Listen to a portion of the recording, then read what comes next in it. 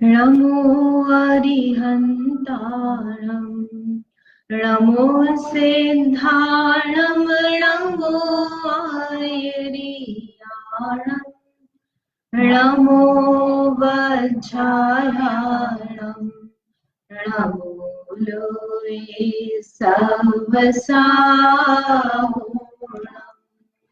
मोक्षमार्गस्य नेतारम् भेत्तारं कर्मभूताम् ज्ञातारं विश्वतत्त्वानां वन्दे तद्गुणनाथम्। तत्वार सूत्र जी के चौथे अध्याय में जो विमानवासी देव है उनके किसके कितने भाव होते हैं ये प्रकरण चल रहा था। इस सामान्य से कौन कहाँ रहता है ये तो हो गया। अब और क्या विशेषताएं हैं, कौन सम्यक दृष्टि है, कौन मिथ्या दृष्टि है, कौन शलाका पुरुष बनेगा, कौन मरकर कहाँ उत्पन्न होगा और कौन कौन से स्वर्ग में जाएगा, ये सारी बातें बची है। तो इसमें कल हमने ये समझा था कि जो विजय आदि के जो देव है, विजयादि के देव से क्या मतलब हुआ, 13 कौन कौन से, 4 अनंतर और 9 अनुदिश, ऐसा करके 4 और 9 13। तो ये जो 13 है ये 13 कैसे हैं, 2 भवावतारी।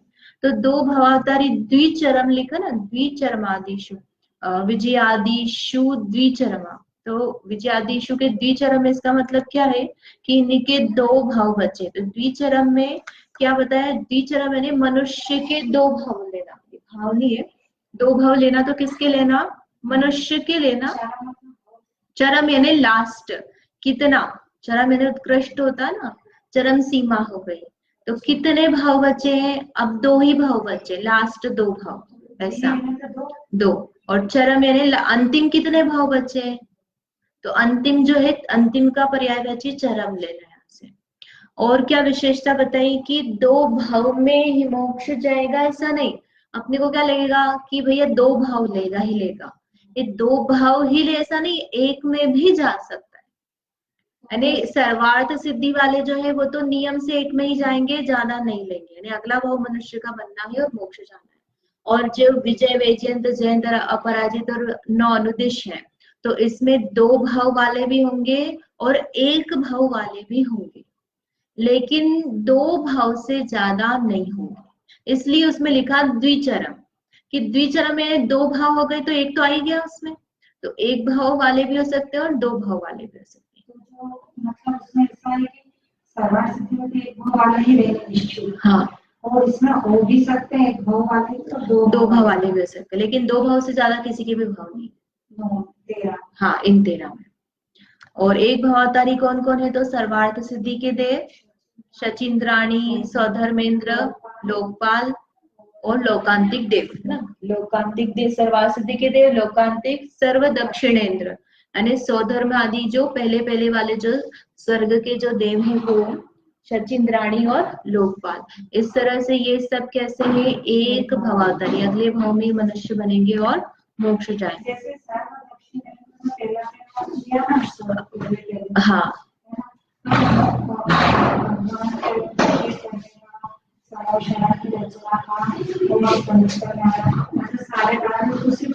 नहीं, अलग अलग इंद्रों में बांटा हुआ है। सौधर में सौधर में ईशान और सानत कुमार महेंद्र भी जाते हैं, सौधर में ईशान दोनों जाते हैं, अलग अलग जाते हैं। भरत क्षेत्र में सौधर्म आता है और ईशान इंद्र में शायद ये ऐरावत क्षेत्र में ईशान इंद्र जाते हैं। उसके हिसाब से इसको 1 भाव नहीं, इन्हीं को बताया है यहाँ पे। ये 2 भाव वाले भी हो सकते हैं और भविष्य में कभी जाएगा ऐसा हो सकता है, लेकिन अगले ही भाव में जाएगा ऐसा नहीं है, ऐसा नियम नहीं बता। जा भी सकता है, नहीं भी जावे, लेकिन भाव में तो नहीं जाएगा। हाँ, एक भाव में नहीं जाएगा। यहाँ पे सचिन जैसे अपन माता के लिए बोलते हैं ना, जो तीर्थंकर की माता बनती वो कौन होती है? भाव मोक्ष जाएगी, इतना निश्चित होता है। अब कितने भाव हो गए, अगले ही भाव में जाए, इसी भाव में जाए, ऐसा नहीं होता है ना।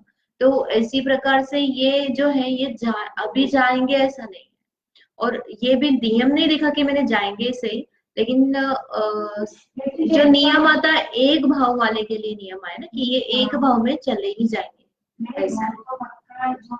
मतलब लेकिन ये ऐसा उत्कृष्ट कार्य तो करना, जैसे जो इनकी इंद्राणी रहेगी वो एक भी तो उधर एरावत क्षेत्र के तीर्थंकर भगवान को जो जो इधर सचिन करेगी वो भी तो वही करेगी, लेकिन उससे कोई नियम नहीं बन जाता है कि ये जो है ये मोक्ष जाएगी से। सभी इंद्राणियां जो है वो सब मोक्ष जाएगी। बालक को देखते हैं तो संवेद की प्राप्ति होती है, तो फिर उसको भी तो होती होगी ना। यहाँ पर अपन ने ऐसा देखा, लेकिन उसके लिए ऐसा आता नहीं है, अलग से विशेष देखा नहीं। उधर उसकी आज्ञा चलती है रावत, तो सारे कार्य वो तो ऐसे ही करता हूँ, बहुत करते हैं। लेकिन ऐसा मिलता नहीं है कि ये मोक्ष जाती है, एक भवावतारी तो है ही नहीं। क्योंकि समोशान की रचना ये उधर भी होती हुई है। समोशान की रचना वहां भी होती है, वहां भी पंच कल्याणक होते हैं, वहां भी 24 तीर्थंकर होते हैं रावण क्षेत्र में। और जिससे ना विदेश क्षेत्र में भी ऐसे सब होता है, तो वहाँ किधर के देव करेंगे, वहां किधर के देव करेंगे उसका देख के बताना पड़ेगा, और इधर वाले भी नहीं करेंगे। नहीं, उनकी शिला अलग होती है, देख के बताना पड़ेगा कि वहां का कौन करता है। इसमें ना देखते हैं, वो तो दिशा अलग हो गई, दिशा अलग हो गई है, लेकिन इसमें मैंने किसी में पढ़ा था, मुझे ध्यान नहीं है, त्रिलोक सार जी में देख करके बताएंगे तो। क्योंकि ये दक्षिणेंद्र और उत्तरेंद्र है ना, पूर्व और पश्चिम में भी तो ये होता ही होगा ना, पश्चिम विधेय होता है ना, पूर्व विधेय पश्चिम विधेय। च्युत आरण सो धर्मेंद्र की देवी के समान सानत,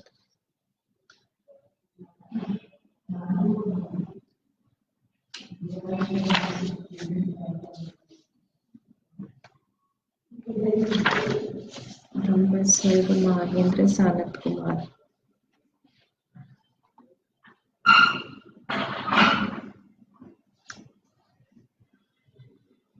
इसमें ऐसा कुछ दिया हुआ नहीं है, त्रिलोक सार जी में देखना पड़ेगा कि वो कैसा क्या पश्चिमी देव में कुछ तो कोई तो करते होंगे।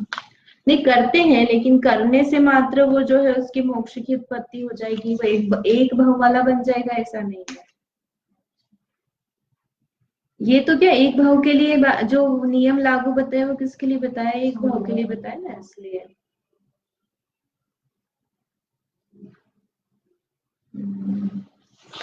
इसमें कुछ ऐसा बताया नहीं अलग से ईशान इंद्र आदि का। ठीक है, देख लेंगे इसको। अब कौन कहाँ तक उत्पन्न हो सकता है ये देखना था। तो भोग भूमि के जो जीव है, भोग भूमि के जीव कौन होते हैं? मनुष्य तिर्यंचन दोनों होते हैं, और भोग भूमि में सम्यक दृष्टि भी हो सकते हैं और मिथ्या दृष्टि भी हो सकते हैं।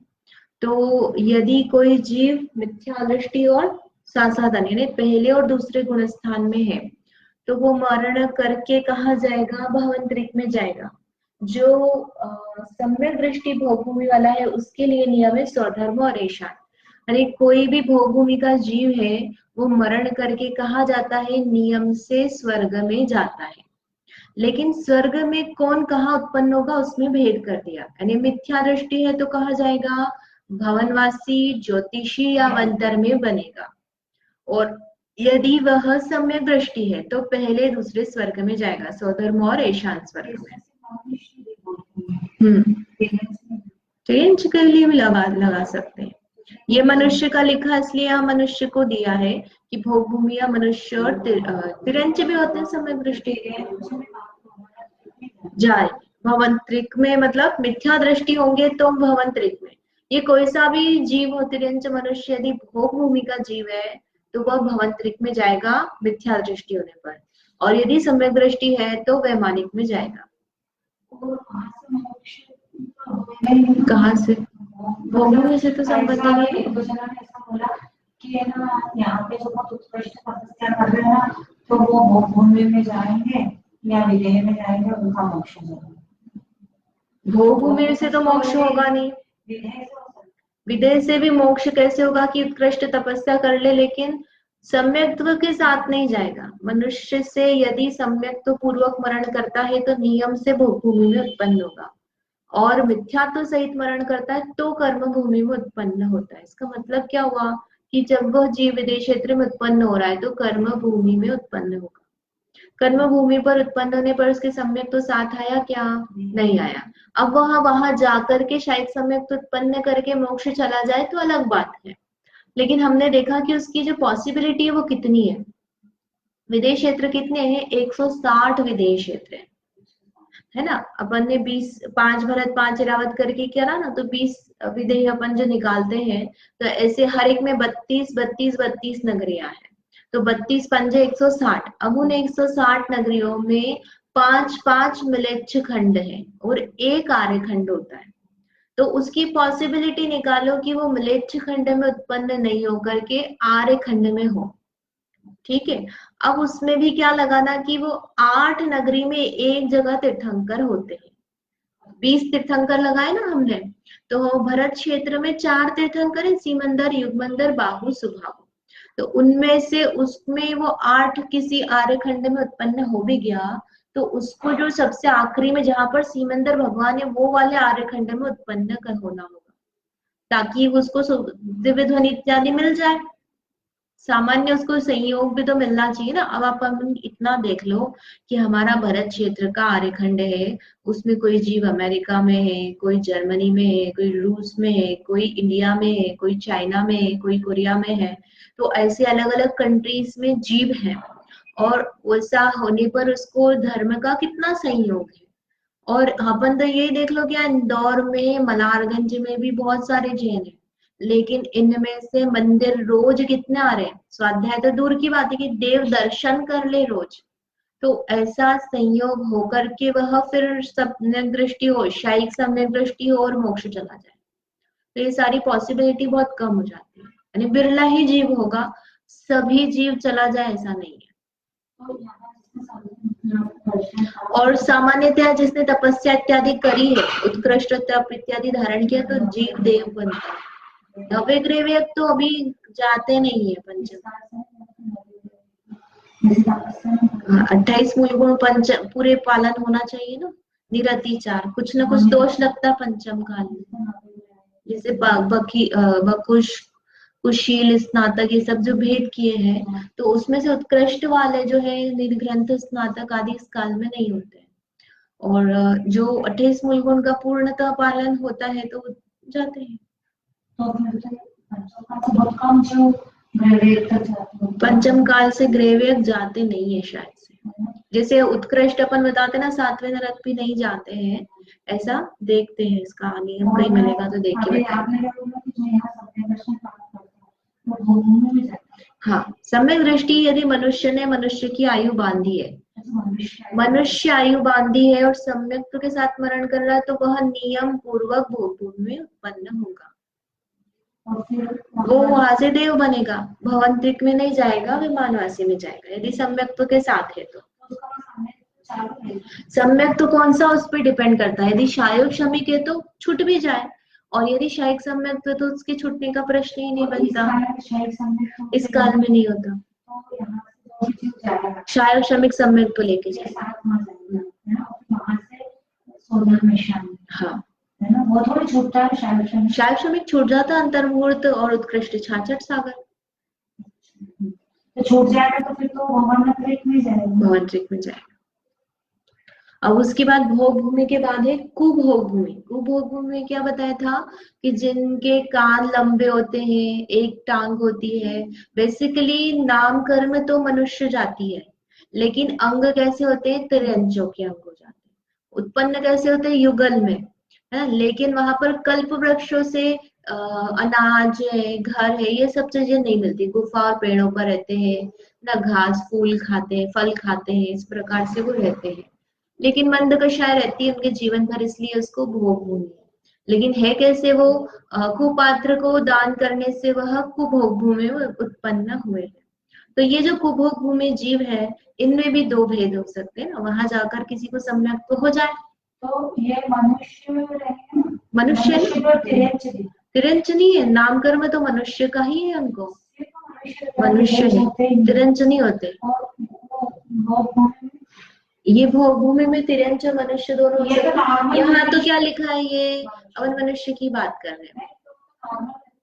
कौन नॉर्मल, हाँ ये तो नॉर्मल अच्छे सुंदर रहते हैं लोग, इनको वज्र विषम नाराज सहनन होता है, उत्कृष्ट सहनन होता है।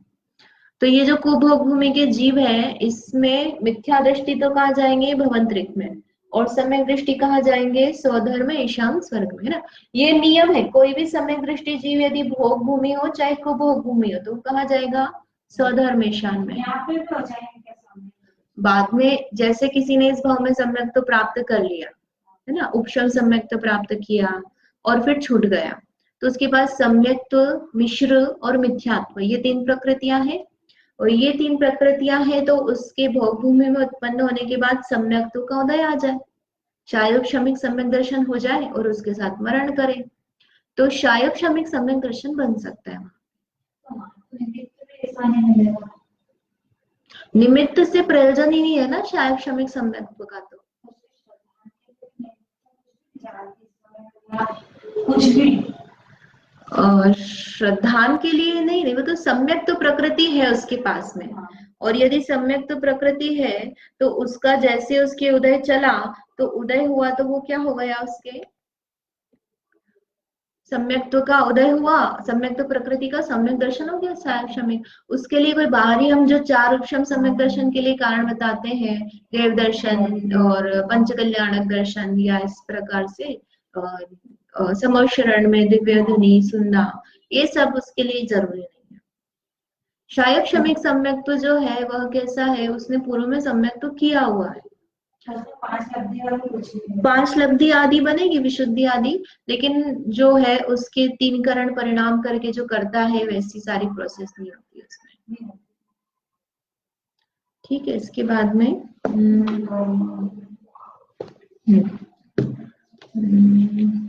क्या सम्यक दृष्टि कर्म भूमि के लेना ना। अब कर्म भूमि के में भी अपन अलग अलग भेद करेंगे। अब कर्म भूमि में पहला गुण स्थान वाला, दूसरा, तीसरा, चौथा, पांचवा, छठा, सातवां, और ऊपर से किसी ने मरण किया है ना, उपशम सम्यक के साथ श्रेणी से उतर रहा है कोई चीज, तो वह भी है। तो इस प्रकार से अलग अलग भेद बनेंगे। तो कर्म भूमि के मनुष्य हैं, इसलिए अपन कहा करेंगे उनको पांचवा छठा आदि गुण स्थान ऊपर के भी लेंगे। और यदि कोई जीव है जिनके सम्यक तो नहीं है लेकिन मुनि दशा धारण कर रखी है, व्रत तप धारण कर रखे हैं, तो ऐसे जीव भी बन जाएंगे। तो इस तरह से अलग अलग भेद किए हैं। तो सबसे पहले तो किसको लिया है, मिथ्या दृष्टि और सासादन गुण स्थान वर्ती। तो कोई जीव मिथ्या दृष्टि होकर के कहाँ तक जा सकता है, अच्युत स्वर्ग तक। भवनवासी में तो कोई भी उत्पन्न हो सकता है ना, सासादन मतलब मिथ्या दृष्टि ही उत्पन्न होगा। और जो अच्युत है, अच्युत मतलब कौन सा स्वर्ग हो गया, आरण अच्युत, नहीं 16वां हो गया ना।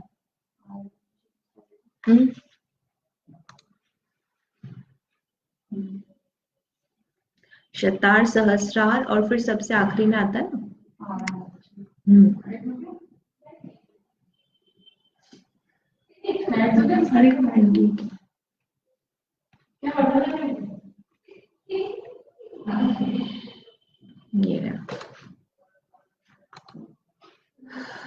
ठीक है, आरण अच्युत कौन सा है, 16वां आखिरी। तो इस तरह से ये जो है आखिरी तक उत्पन्न हो सकता है, 16वें स्वर्ग तक। सासादन गुण स्थान वर्ती, हाँ दूसरा गुण स्थान वाला जा सकते हैं। तो ऐसा क्या करते हैं कि वो 16 तक पहुंच जाए, जा सकते हैं। बाहर में व्रत इत्यादि धारण करें, जो प्रतिमा इत्यादि धारण कर रखी है तो जा सकते हैं। यानी यहाँ पर जो क्या बोलना चाहिए, अंदर में सम्यक दर्शन नहीं हुआ है किसी के, और बाहर में कोई स्त्री है जिसने आर्य का दीक्षा ली हुई है, या फिर किसी ने शुल्लक दीक्षा ली हुई है, तो इस प्रकार के जो जीव हैं वो जा सकते हैं। फिर उसके बाद में सम्यक दृष्टि व देश संयमी। अब ये जो देश संयमी है तो ये व्रती है ना, आर्यिका, शुल्लक जी, ये जो है ये सब आ जाएंगे, अलग शुल्लक जी। लेकिन साथ में कैसे है, ये सम्यक दृष्टि है, देश संयमी कहा है ना, इसका मतलब कौन सा लेना, पांचवा गुणस्थान। पांचवा गुणस्थान कब बनेगा, सम्यक पूर्वक प्रतिमा आदि होने पर बनेगा। तो चौथा गुणस्थान और पांचवा गुणस्थान, तो ये नीचे तो जाएंगे नहीं, भवंतरिक में जाएंगे नहीं, तो कहाँ से लिखा है, स्वधर्म से अच्युत, यानी 16वें स्वर्ग तक। तो पांचवें गुणस्थान वाला जो है वो 16वें तक ही जा सकता है, ऊपर नहीं जाएगा। यानी ऊपर कौन जाएगा, ग्रेव्यक में मुनिराज। अच्छा, 16वें स्वर्ग के बाद क्या आता है, ग्रेव्यक, अनुदिश, अनुत्तर। तो ग्रेव्यक के पहले तक ही सारे जा सकते हैं, यानी चाहे वह मिथ्या दृष्टि हो चाहे सम्यक दृष्टि हो। यदि वह अव्रती है या पांचवा गुण स्थान वाला है तो 16वें से ज्यादा वो नहीं जाएगा। तो पर है ना, ये जैसे मिथ्या दृष्टि और साधन वाला भी अच्छी स्वर्ग तक जाता है ना, और सम्यक दृष्टि और मतलब चौथे पांचवे वाला भी वहां तक जा रहा है, फिर पहला दूसरा भी वहां तक जा रहा, चौथा, तो फिर क्या अंतर आ रहा है? अंतर उसकी भोगादि में है, उसकी परिणाम आदि की विशुद्धि में है, मंद कषाय है, उसने जब बांधा था तब उसकी लेशिया काफी अच्छी पाई गई, जिससे उसने ऊपर का स्वर्ग बांधा है। और उसके कारण से उसके भाव कम ज्यादा होगा ऐसा नहीं है, है ना। जो सम्यक दृष्टि है, यानी जैसे हमने देखा कि लोकांतिक देव है या शचींद्राणी है या फिर सौधर्मेंद्र का लोकपाल ही है, तो ये सब कैसे है, कोई बहुत ज्यादा ऊंचे है क्या, ऊंची पोस्ट पर है क्या, लेकिन फिर भी एक कैसे है, एक भवावतारी है। तो ये सम्यक दृष्टि होने पर ये जो जीव है, भले ही ये नीचे हो चाहे ऊपर हो, कहीं भी हो, सम्यक दृष्टि है तो थोड़े समय में क्या है, दो तीन, तीन भाव, चार भाव यदि शायद सम्यक दृष्टि है तो मतलब थोड़े ही भाव में वह मोक्ष जाने वाला है। तो इसलिए ऊपर गया तो उसके लिए तो क्या हो गया, उसको ज्यादा समय तक रुकना पड़ेगा, और नीचे गया तो जल्दी चला जाएगा वो। और दूसरी बात क्या है कि उसने जब आयु बांधी तब परिणाम कैसे रहे, उस पर डिपेंड करता है। सम्यक तो में भी अलग अलग प्रकार का परिणाम है, लेकिन आयु जब वो बांध रहा है तो भले ही वह देवायु बांध रहा है, लेकिन देवायु बांधते समय भी उसके अलग अलग प्रकार के लेशा परिणाम आदि पाए जाते हैं। तो उसमें कैसा परिणाम रहा, कितनी विशुद्धता रही, उससे बनेगा तो उसको ऊपर का स्वर्ग बनेगा। तो ऐसे इस मिथ्या दृष्टि में भी लगाना, यानी मिथ्या दृष्टि है, बहुत अच्छे से वह अपना प्रतिमादि रूप जो जीवन है वो निरतिचार पालन कर रहा है, खूब अध्ययन इत्यादि है, सम्यक तो नहीं है ना, बाउंड्री पर, जैसे कि अपने को किसी के प्रति श्रद्धा आती है ना, सब चीज है लेकिन इनके सम्यक तो नहीं है, तो कैसा हो गया, फिर भी वो जा सकता है ऊपर 16वें स्वर्ग तक, उसमें कोई बाधा नहीं। फिर उसके बाद है द्रव्य जन, हाँ क्रिया सही है, और बिना उसके भी जा सकता है। फिर क्रिया सही है मतलब यहाँ तो अपन जब जिसकी प्रतिमाधारी उसकी बात करें, बिना प्रतिमाधारी के जो है वो देखना रहेगा। फिर द्रव्य जन लिंगी, द्रव्य जन लिंगी से क्या मतलब हुआ कि जिनने मुनि दीक्षा धारण कर रखी है लेकिन उनका सम्यक्त्व नहीं है, मिथ्या दृष्टि है, द्रव्य लिंगी समझ में आता है ना, तो क्या है, सम्यक दृष्टि नहीं है, 28 मूल गुणों का पालन कर रहे हैं, तो वो कहाँ तक जा सकते हैं, ग्रेव्यक तक।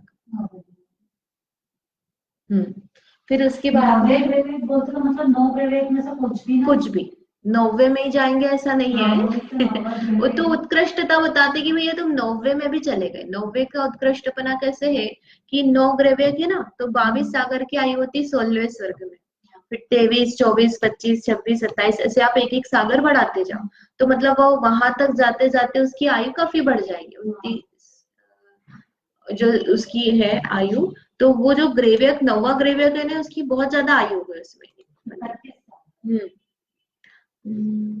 31 सागर बराबर, 23 से लेकर के 31 सागर की, तो उसको इतनी आयु उत्कृष्ट तक भी उसने धारण कर लिए, लेकिन ऐसा होने पर भी उसके सम्यक तो नहीं था, तो वह इस पंच परावर्तन को करता रहता है। फिर उसके बाद में है सकल संयमी भावलिंगी मुनि। अब सकल संयमी यानी क्या हो गया, छठे सातवें गुण स्थान वाले, मरण करते समय उनको मरण के बाद चौथा हो गया, यानी वहां पर वो सम्यक्त्व के साथ ही मरण किया है ना, लेकिन क्या हो गया है, सम्यक्त्व जो है वो है, तो उसके साथ मरण किया तो कहाँ तक जाएंगे? स्वधर्म से सर्वार्थ सिद्धि तक। इस सर्वार्थ सिद्धि तक कौन जाएगा? मतलब ग्रेव्यक और अनुदेश अनुत्तर में नियम से मुनिराज ही जाएंगे। तो कितना कम रहता है ना मुनिराज, तो फिर क्या, तो वहां इतने कम ही लोग जाएंगे। इतने कम, उनकी संख्या असंख्यात है, लेकिन आयु भी तो देखो ना, हम ज्यादा है ना, तो आयु ज्यादा है तो सीट भी ज्यादा समय में खाली होगी। जैसे मान लो 100 जीव है, 100 जीव है और हर एक की आयु आप 10-10 हजार वर्ष मान लो, तो 10-10 हजार वर्ष है तो आप 100 बार ऐसा टाइम आएगा जब इनकी एक एक की किसी की आयु पूरी हो रही है, तो वो जगह भी तो देर से खाली हो रही है ना। तो इसी तरह से जो जीव है, जीव असंख्यात है, ऐसा नहीं कम है। तो असंख्यात कैसे हो जाते हैं कि ये जो विदेश क्षेत्र है, 160 विदेश क्षेत्र में, इन सब में क्या है, चौथा काल चल रहा है, तो वहां सम्यक दृष्टि मुनिराज हो सकते हैं कि नहीं हो सकते? चाहे द्रव्य लिंगी हो चाहे भाव लिंगी हो, कैसे भी हो सकते कि नहीं? एरावत क्षेत्र है और ये विदेश क्षेत्र, भरत क्षेत्र है, तो इस तरह से 170 नगरियां हैं, 70 आर्य खंड है, तो इनमें सब में ये जो मुनि होंगे तो ये जा सकते हैं, इनमें जो जो सम्यक दृष्टि और उत्कृष्ट भाव करे तो ऊपर के देव में बन सकते हैं। तो जाएंगे तब भी तो मतलब इतने लिमिटेशन नहीं, इतनी कम भी नहीं है, ऐसा नहीं। और ये जैसे द्रव्य जिन लिंगी है, तो ये ग्रेवेट तक, तो ग्रेवेट तक जा सकता है, लेकिन स्टार्टिंग स्वधर्म से भी हो सकती है। फिर उसके बाद में अभव्य जिनलिंगी, अभव्य जिनलिंगी भी के लिए भी कोई विशेषता नहीं है, वो ग्रेवेक तक जा सकते हैं। अभव्य जिनलिंगी यानी जो कभी भी अभव्य, हाँ। फिर उसके बाद में दीक्षा ले सकते हो। दीक्षा लेने में क्या प्रॉब्लम है? भाव भी बन जाए ना, सब चीज है उनके, क्या प्रायोगिक लब्धि तक जाता अभव्य जीव तो।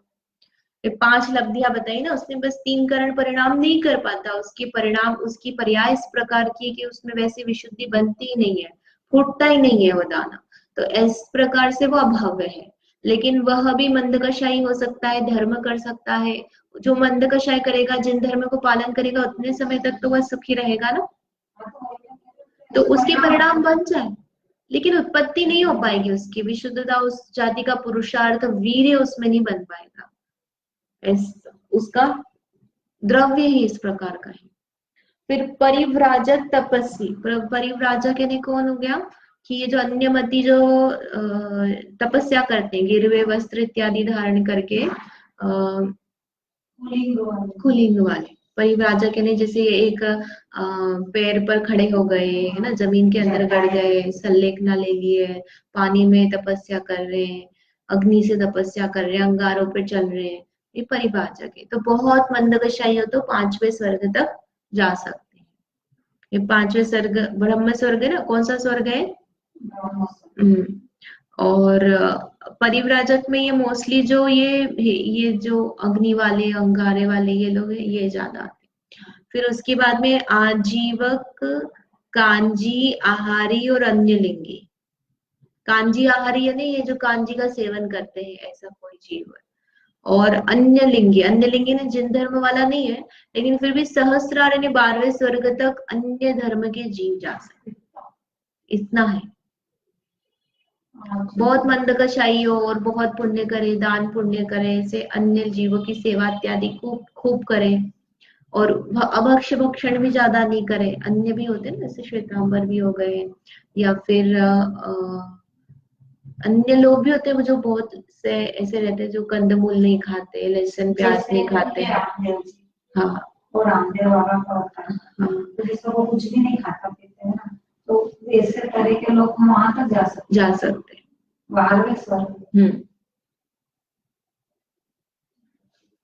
ठीक है, तो इस तरह से मनुष्य के संबंध में बताया कि कौन कहाँ तक जा सकता है। अब कौन सा देव मरकर क्या क्या बन सकता है सामान्य से, वो देखते हैं यहाँ पे कि भवनवासी से ऐशान, भवनवासी कौन कौन हो गए? भवनवासी, व्यंतर, ज्योतिषी, फिर ऐशान लिया, इसका मतलब स्वधर्म और ऐशान। तो ये 5 स्वर्ग वाले जो है क्या क्या बन सकते हैं? बादर, पर्याप्त, एकेंद्रिय। क्या बोला है? अलग अलग नहीं है तो एकेंद्रीय, लेकिन एकेंद्रीय में भी बनेगा तो क्या बनेगा, बादर, सूक्ष्म नहीं बनेंगे, है ना। जो अपन बात करते हैं ना कि देव मर करके क्या बन जाते हैं, एकेंद्रीय, तो ये मोस्टली कौन बनते हैं, ये वाले भवंतरिक, है ना, ये जो हल्के देव है। और जो मोस्टली जीव भी जाते हैं वो कहाँ जाते हैं, इन्हीं में जाते हैं, इनसे जाकर के भवंतरिक में हुए, भवंतरिक से फिर एकेंद्रीय में जाते हैं, क्योंकि इनकी संख्या बहुत ज्यादा है। तिरंच मनुष्य असंख्यात है, लेकिन कितने, देव जो है नरक में तो जाएगा नहीं, देव या तो मनुष्य बनेगा या तिरंच बनेगा। अब मनुष्य की संख्या कितनी है, संख्यात, है ना, अपर्याप्त वाले जो है वो उसको मिलाकर के होते हैं असंख्यात, तिरंच होते हैं वो है असंख्यात, लेकिन उसमें मोस्टली भोग भूमि के जीव होते हैं। तो तिरंच भी है असंख्यात, लेकिन उसके अलावा पंचेंद्रीय, लेकिन जो एकेंद्रीय है वो अनंत होते हैं, तो उनकी जो पॉसिबिलिटी होती है, मतलब उसमें एकेंद्रीय में उत्पन्न होने की ज्यादा होती है। भोग भूमि के जीव तिरंच नहीं बनते ना, भोग भूमि के जीव तो देव ही बनते हैं, नियम है, कोई भी चाहे तिरंच हो चाहे मनुष्य हो। तो ये एकेंद्रीय में जा रहे हैं, तो कौन से में जा रहे हैं, बादर, पर्याप्त, एकेंद्रीय। फिर उसके बाद में और क्या बन सकते हैं, 5 इंद्रिय सैनी, 2 3 4 इंद्रिय में नहीं जाएंगे, विकल्प नहीं बनते, 5 इंद्रिय बनेंगे।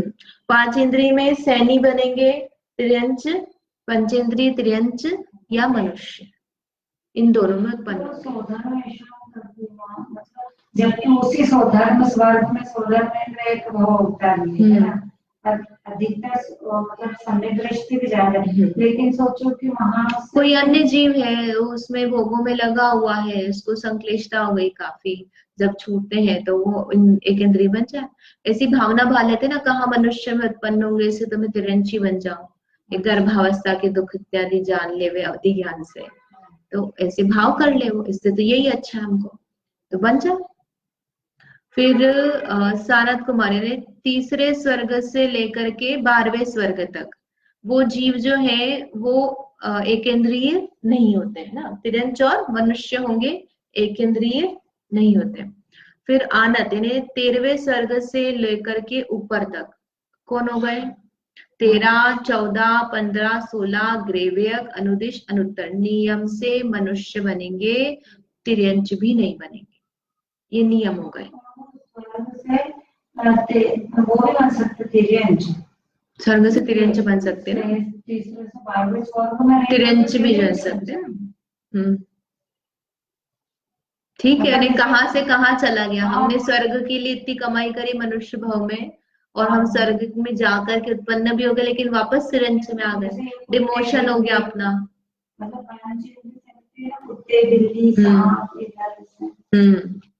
तो इसके बाद में फिर मनुष्य होते हैं तो अच्छा वाले मनुष्य होंगे ना, उच्च कुल के अच्छे ही होंगे ना, कौन से, ये जो हो रही है, हाँ ले सकते हैं, तो अच्छे कैटेगरी में आए। फिर सभी देव मरकर नरकों में, भोग भूमियों में और विकल्प रहे, 2 3 4 इंद्रिय असैनी में नहीं होते हैं, सूक्ष्म एक इंद्रिय बादर, अग्नि, वायु और सभी अपर्याप्त में नहीं होते हैं। तो ये वनस्पति बन सकते हैं, जल का एक और पृथ्वी का एक, 3 बताया ना, अग्नि और वायु नहीं बनेंगे। क्या क्या 5 एक इंद्रिय होते, पृथ्वी जल अग्नि वायु वनस्पति, अग्नि वायु में नहीं हो रहे थे, पृथ्वी जल और वनस्पति इनमें उत्पन्न हो सकते हैं, बादर में होंगे और पर्याप्त, अपर्याप्त नहीं होते, इतना हल्का पुण्य भी नहीं होता इनका कि अपर्याप्त बन जाए या सूक्ष्म बन जाए, इतनी ज्यादा संक्लिष्टता भी नहीं होती है, अरे इतने उच्च से वो जा रहा है तो वो कम से कम बादर पर्याप्त तो बनेगा ही बनेगा, एक इंद्रिय में भी जाएगा,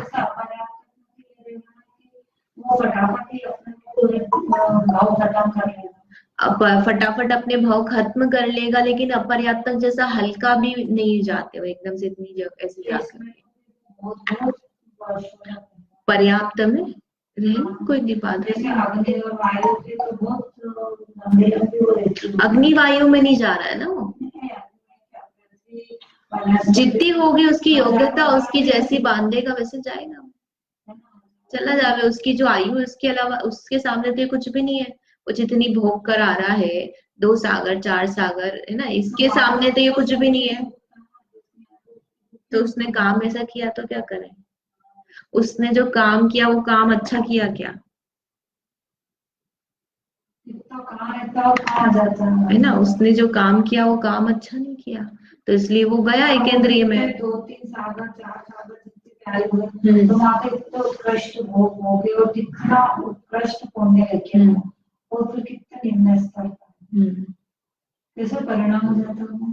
अपने को सोचना चाहिए अपने परिणाम कैसे होते हैं, हैं अपन ही कैसे करते हैं ना, अपने को अपना मोह इत्यादि होता है, तो फिर हम उसके लिए क्या क्या अपन नीचे तक गिर जाते हैं उसकी पूर्ति के लिए कैसे कर लेते हैं, तो इसलिए उसमें कोई आश्चर्य की बात नहीं है। ठीक, जावाणी के ज्ञान ते सूझे लोका लो, सो वाणी मस्तक नमो सदा देत हो।